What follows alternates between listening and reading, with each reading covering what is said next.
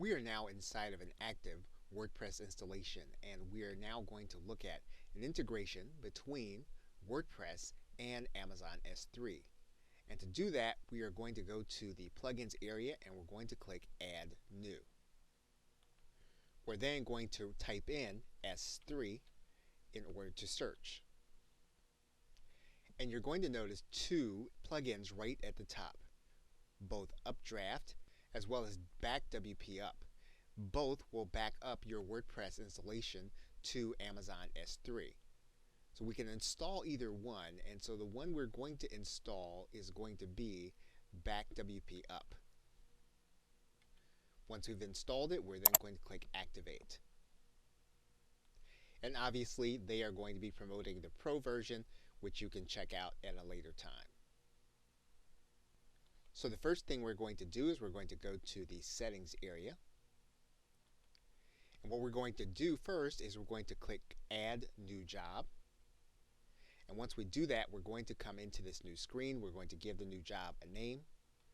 We're then going to choose the kind of job it's going to be. In this case, we're going to do a file backup. We're then going to scroll down and we're going to determine the archive format.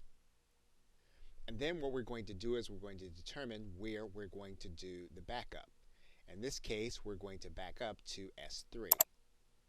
When we do that, we're then going to click Save Changes. We're then going to click to S3 Service. You'll see the tab appear then. We're then going to select our Amazon S3 location. And then we're going to need to get an S3 access key and secret key, which we can do by creating an IM identity. Once we've filled in an access key and secret key, we're going to write in that we're going to create a new bucket. We're going to have a folder within that bucket, and then we're going to click Save Changes. Now, if for some reason your bucket creation doesn't work, you can then select a specific bucket. You can then save your changes again. You are then ready to set your schedule.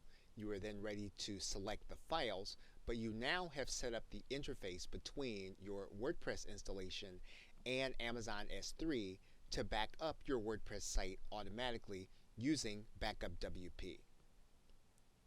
Okay, so with that, thanks, and I will see you in another video.